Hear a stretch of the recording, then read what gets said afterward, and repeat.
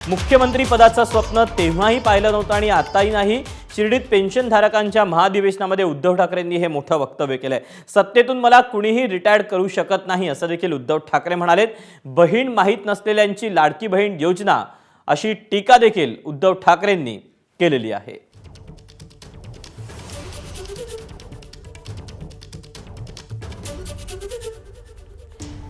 उद्धव ठाकरे 2 दिवस अहमदनगर जिल्ह्याच्या दौऱ्यावर आता सुद्धा पडत नाहीये। मला माझा महाराष्ट्र म्हणजे महाराष्ट्रातले दगड धोंडे नाहीत। महाराष्ट्र म्हणजे तुम्ही माझी जिवंत हाडामासाची बांधव आणि भगिनी आहात।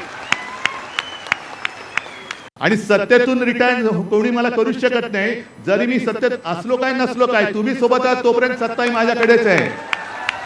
जनतेची सत्ता आहे, ती सगळ्यात महत्त्वाची आहे। सरकार वेगळं, शिवसेना प्रमुख पुढे सत्तेमध्ये होते, पण सत्ता त्यांच्याकडे होती ना। ही ताकद आहे, हे माझं सरकार, ही माझी सत्ता आहे। हे मिंदे आणि त्यांचे चमचे टीव्हीवरती बघतायत। निवडणूक येईपर्यंत ज्यांना बहीण आहे आपल्याला हे माहिती नव्हतं, त्यांनी एकदम लाडकी बहीण योजना आणली। आज समजा, आज किंवा उद्याच्या कॅबिनेटमध्ये या सरकारने जुन्या पेन्शन योजनेची योजना मान्य केली तर तुमचं काय होणार आहे? तुम्ही देणार त्यांना मत? नाही, कारण अशा गोष्टी होतात। मध्ये निवडणूक आहे, 2 महिने आहेत।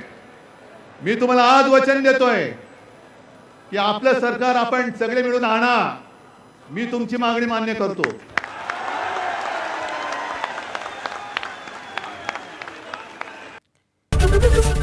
एबीपी माझा, उघडा डोळे बघा नीट।